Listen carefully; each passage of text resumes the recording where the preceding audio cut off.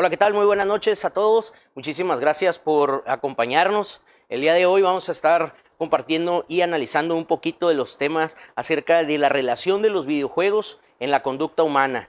El día de hoy, si a usted le interesa saber un poquito de la opinión psicológica, de la opinión criminológica acerca de la influencia de los videojuegos en el comportamiento. Hoy tenemos un invitado especial, el maestro en criminología y psicólogo Miguel Herrera, que es la segunda vez que nos acompañan, y están con nosotros nuestros colegas Jesús y Jorge. Ahorita les daremos la palabra al invitado para que nos dé un poquito de su currículum, pero primero vamos a presentar a los locales. Un gusto, la verdad, estar aquí otra vez con ustedes, hablando de ese tema tan interesante y con un experto en el tema, que yo sé que tiene mucho que aportar y es un gusto, la verdad. Bienvenidos todos otra vez a su programa Factor. Está muy interesante el tema de ahora, que muchos, me imagino, muchos muchachos van a estar viendo ahora de los videojuegos, porque va a estar muy interesante, y nuestro maestro, y pues vamos a darle. Ok, miran, para empezar, si usted tiene un amigo conocido, algo así, que le guste bastante los videojuegos, pues háblale, póngalo a sintonizarlo, porque el día de hoy tenemos un invitado muy especial por cuestiones dobles. En este caso, la primera vez que lo tuvimos con nosotros, maestro, fue para aportar un poquito de datos acerca de la conducta con referente al tema del feminicidio. Entonces, ahora, dado a los hechos que están ocurriendo ahorita en actualidad, cuestiones de diferentes tipos de ataques presumibles para que la gente quiera imitar acciones de algunos de los videojuegos, y en este caso lo vamos a dar el uso de la voz para que nos explique un poquito de su experiencia dentro de los videojuegos. Ya sabemos, bueno, también de parte de su currículum como experto en ciencias forenses. Bueno, mire, aquí yo creo que es importante tratar de establecer la pregunta primordial dentro de todo esto. ¿Cuál es la influencia que tiene un videojuego dentro de una conducta, y en este caso nos interesa conducta criminal, conducta social, conducta destructiva, todo ese tipo de cosas? Dentro por ejemplo, yo tengo un hermano, hijo, primo, alguien que está teniendo una gratificación inmediata por medio de un videojuego. Y ahorita tenemos diferentes tipos de videojuegos, desde el clásico Mario hasta un Call of Duty, un Grand Theft Auto, no sé. Y cada vez más realistas, ¿no? Un poco más grande, ¿no? Un poco más violento, por así decirlo. Vamos a entender que jugar esta clase de videojuegos tiene mucho que ver con nuestra edad, con nuestro nivel madurativo y con el nivel que nosotros tengamos de madurez emocional.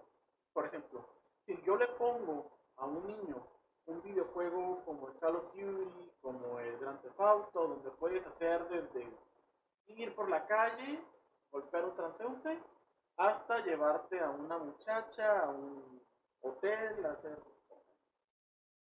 No, ¿y gráficamente se ve si tienen actividad? No se ve, pero se sugiere.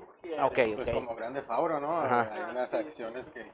Bueno, por ahí había una modificación de PC que creo que sí se veía, pero esa es otra cosa. ¿no? Ok, ¿y ahí en los juegos tienen clasificación? Sí, los juegos tienen clasificación. De hecho, ya por la década de los 90, más o menos como por el 90, ¿qué sería? 94, más o menos. Recuerdo, porque en mi época, vamos por aquel micro. ¿Ya está prendido? Bueno, ¿te escucha? Ok. Más o menos allá por la época del 94, se hace mucha bulla porque los padres comenzaron a ver que los chicos estaban jugando un juego muy violento. Y ustedes dirán, ¿cuál es el juego violento que estaban jugando en ese entonces? Era el juego del Mortal Kombat. Okay. Un juego de pelea está empapado dentro de la cultura popular, el Mortal Kombat. Claro. Street Fighter también. El Street Fighter, el Mortal Kombat, el Guilty Gear, del Dragon Ball que hay ahorita, hay muchísimas. El punto con este videojuego era que transgredía lo que se había dado o lo que nos habían regalado hasta entonces los videojuegos. Nos habían dado una narrativa donde tú eras el héroe, rescatabas a la princesa. Pero dentro de Mortal Kombat, tú podías entablar el papel de un peleador que, bueno, podía llegar a destazar, podía acribillar, podía hacerle las peores cosas a su contrincante. Cuando los papás comenzaron a ver esto, dijeron, a ver, pues, ¿qué está pasando? El gobierno de Estados Unidos hizo algo que se llama el ESRB. Es Electronic Rating Board, no me acuerdo qué tanto, ¿no?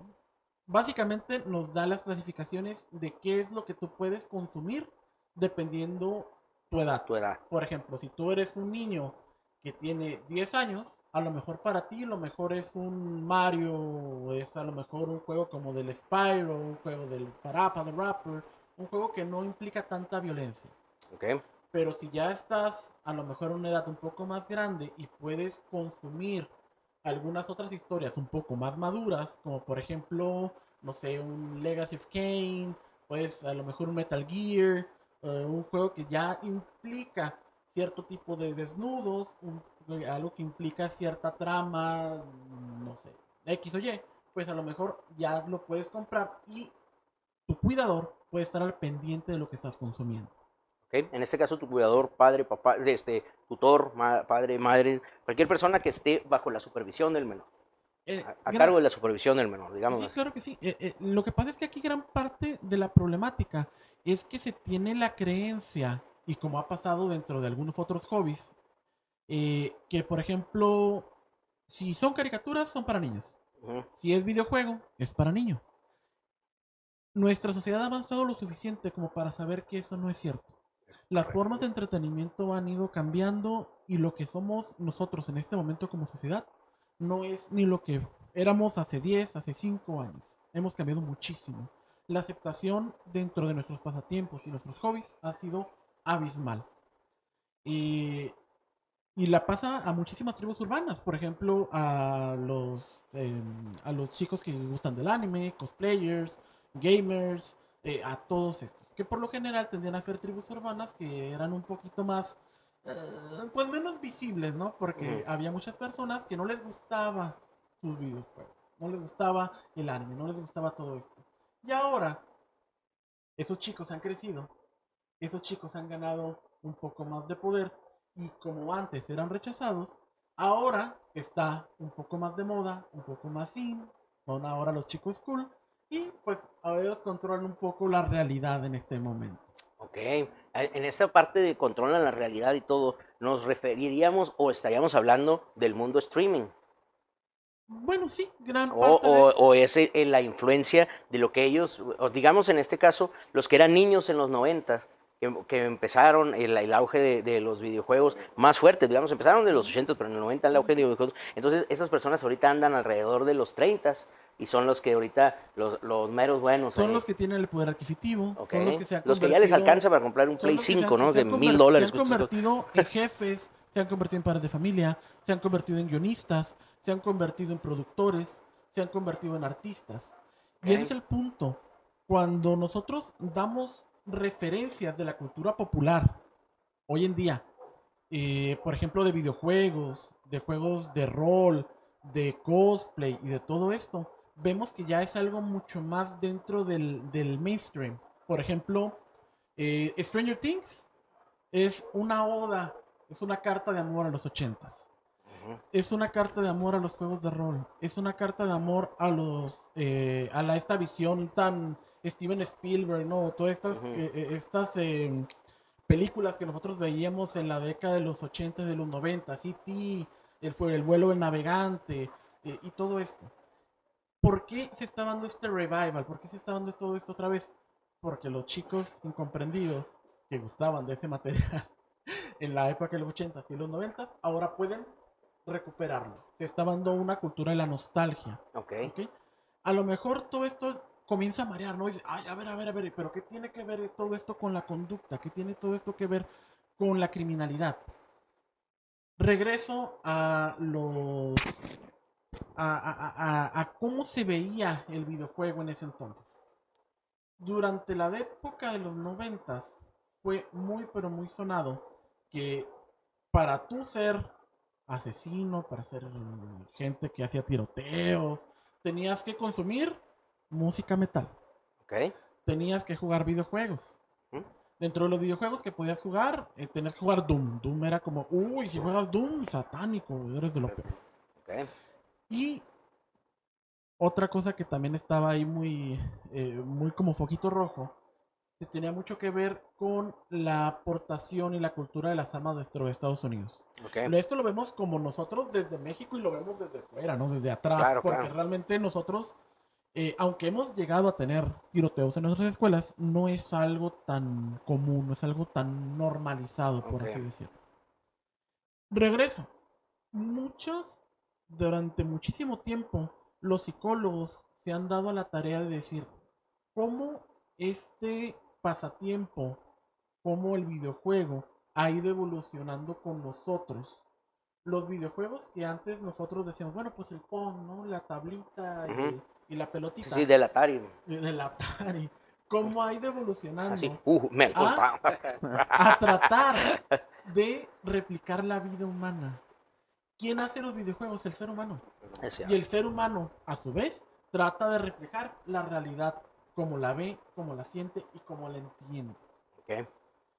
Muchas veces se dice, nosotros somos el reflejo de la sociedad, pero también la sociedad es el reflejo dentro de nosotros mismos. Pues es que nosotros somos la sociedad. Palabras Nosotros más, somos. palabras menos.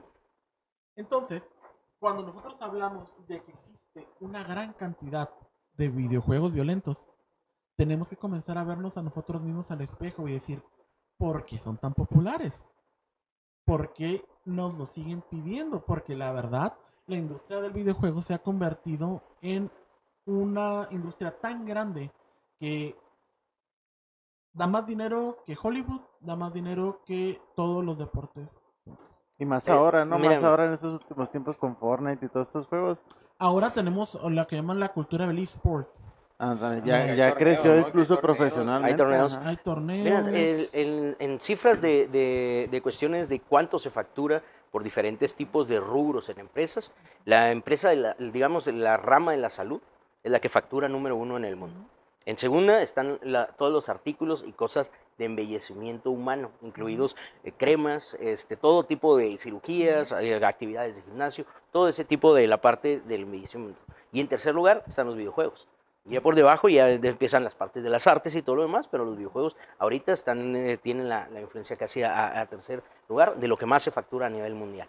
Eso quiere decir que, bueno, vamos a ir a un corte rápido para empezar ahorita a platicar y a profundizar. Vamos a ir a un poquito al antecedente de cómo evolucionaron los juegos y cómo hemos evolucionado nosotros dentro de la vida y en la participación con los juegos. No le cambien, regresamos y ahorita también se incorpora nuestro colega Alexis Josuan, que está aquí con nosotros y con algunos datos Así es, con y unos estadísticas. datos. Señor No, dato.